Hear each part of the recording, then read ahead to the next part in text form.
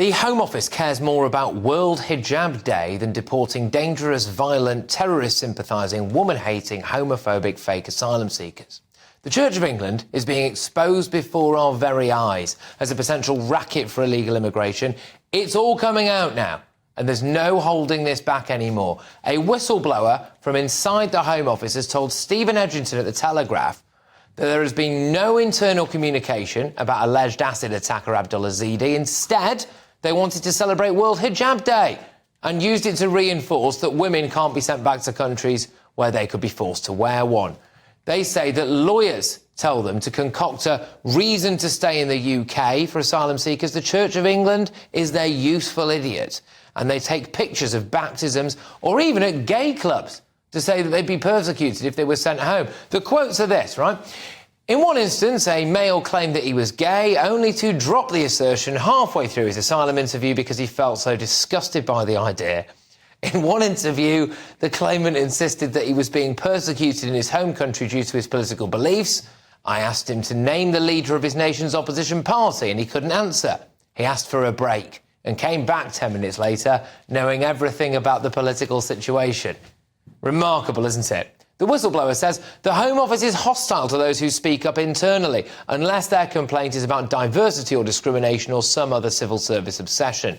The default is now to err on the side of accepting people. That's important, isn't it? The default is now to err on the side of accepting people. Why, you may ask? Well, it takes less than half an hour to accept a case, while it takes around a day to write up a report to reject someone. Less than half an hour to accept an asylum seeker who's just posted a selfie in a gay club. Remarkable. What a farce. But it gets worse. A former Church of England vicar has blown the lid off Welby's asylum seeker reception centre. He described a conveyor belt of baptisms from people who were clearly Muslims. In some cases, a Muslim man will be stood at the back of the church with a load of asylum seekers saying they need to be baptised, they need to be baptised.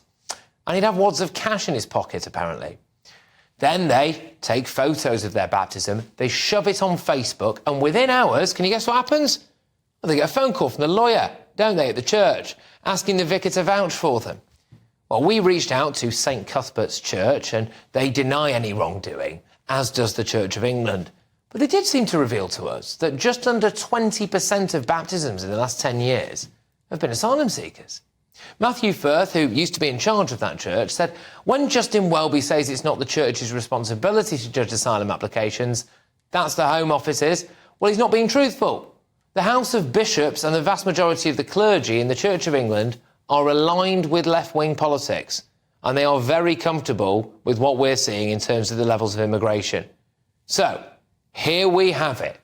Dodgy, crooked lawyers, the Church of England involved in dodgy claims, and a Home Office that just waves those claims through. It's a conveyor belt, and they cannot keep this from us any longer.